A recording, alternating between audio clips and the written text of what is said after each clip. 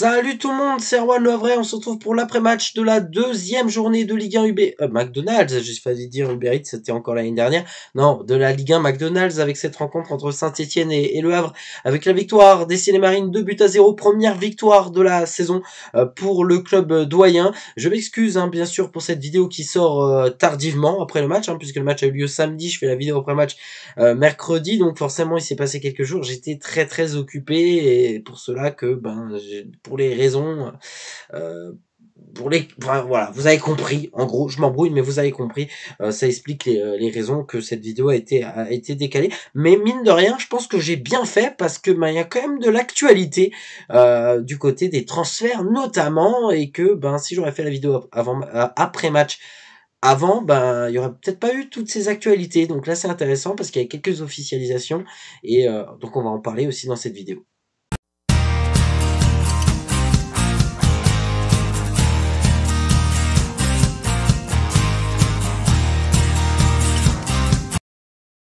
Et c'est parti donc pour le bref de la rencontre, une rencontre que j'ai assisté depuis le stade Geoffroy Guichard. J'ai eu la chance d'y assister à cette rencontre depuis le Chaudron, qui n'en était carrément pas on peut le dire, puisque les deux copes de ce stade Geoffroy Guichard étaient fermés pour cause de sanctions. Quelques supporters à vrai étaient malgré tout présents dans le parkage visiteur, ce qui nous a permis de mettre un petit peu l'ambiance. Alors effectivement, quand je vais voir un match dans un stade, j'ai pas la même expertise visuelle ou autre, j'ai pas la même sensation du match. Donc pour vous raconter réellement ce qui s'est passé, c'est un peu compliqué, parce que quand je suis dans le stade, je me concentre sur le supporterisme, c'est-à-dire de chanter pour l'équipe, et donc des fois tu regardes pas le match, des fois tu te concentres sur chanter, claquer des mains, enfin vous avez compris, et donc forcément c'est pas la même chose. Mais malgré tout, ce match-là a été intéressant. Il a débuté donc à 21h samedi soir au stade Geoffroy Guichard.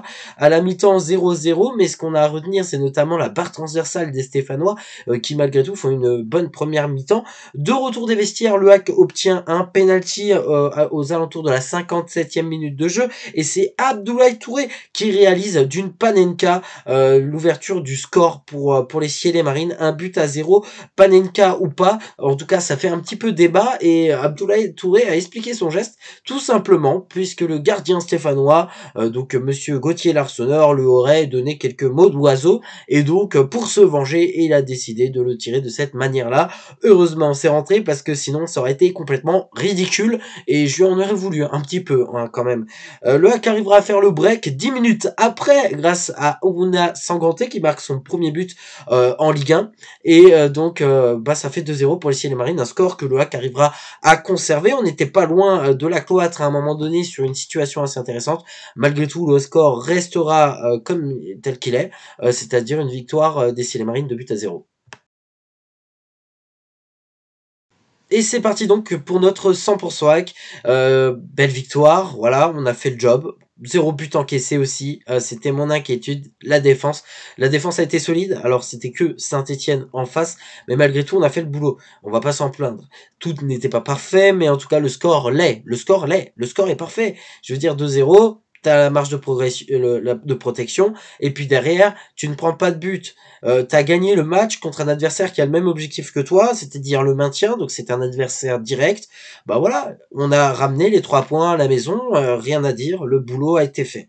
Maintenant, faut pas se relâcher, la saison est évidemment très longue, et le prochain match est tout aussi important, puisqu'on affronte le deuxième promu, il s'agit de la JOCR. Et la JOCR, c'est aussi une équipe qui a le même objectif que nous, le maintien. Et donc c'est là où ça va être intéressant. Est-ce que le Hack va nous faire une seconde victoire consécutive et nous créer une série positive? On le sait que les débuts de saison c'est généralement très important. L'année dernière, le Hack a été sauvé grâce à son début de saison, qui a été solide.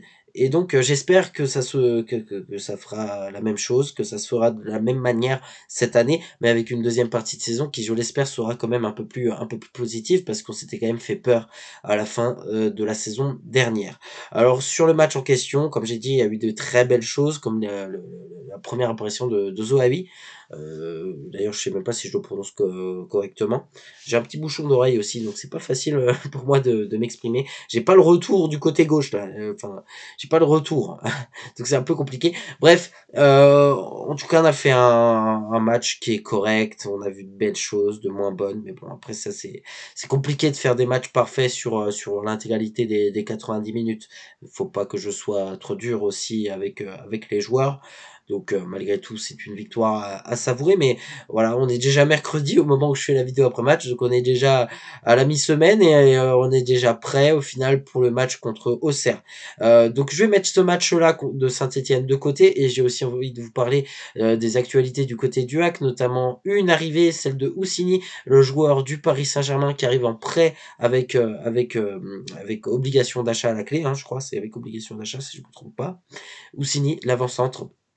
On va voir ce que ça va donner. Un jeune prometteur du centre de formation du Paris Saint-Germain.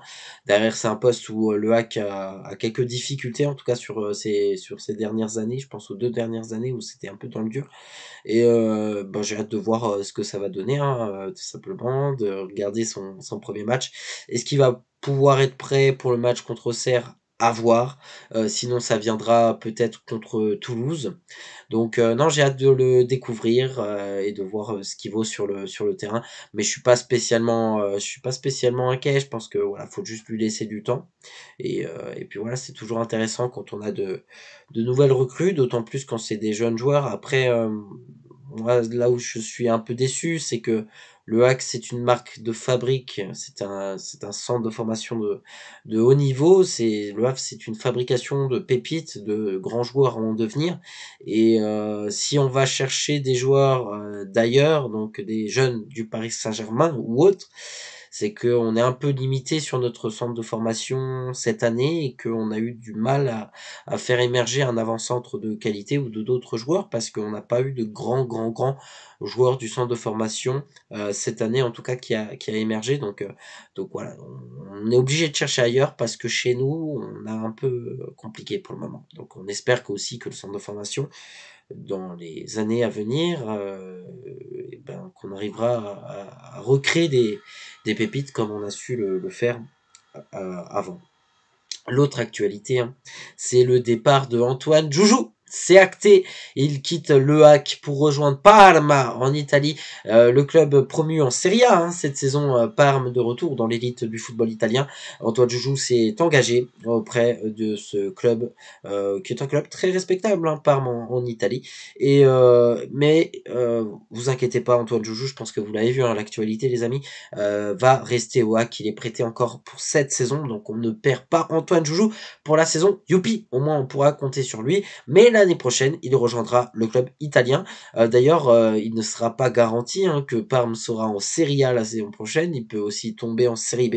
C'est une prise de risque aussi hein, de signer dans un club et de ne pas savoir au final comment ça va se passer parce que Parme, clairement, c'est sur le papier, c'est une équipe qui va jouer le maintien en Serie A.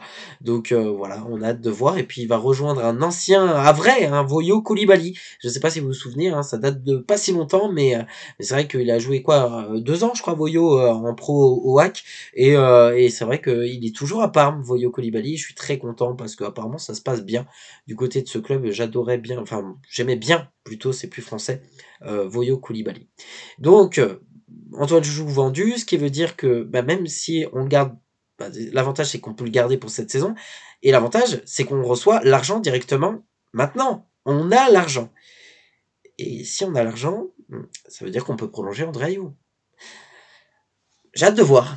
J'ai hâte de voir dans les jours, dans les heures à venir, si André Ayew va prolonger au HAC, parce que c'est vrai qu'André Ayew, hein, il souhaitait prolonger au HAC pour cette saison, mais le HAC n'avait plus les finances nécessaires pour pouvoir le garder. En tout cas, le HAC avait un encadrement de la masse salariale, hein, ce qui veut dire que c'était même interdit, et il devait vendre pour pouvoir le faire. André Ayew avait dit qu'il attendrait, et que derrière, bah voilà. Et d'ailleurs, il l'avait prouvé, hein, il avait reçu des offres d'Arabie Saoudite, notamment qu'il avait refusé.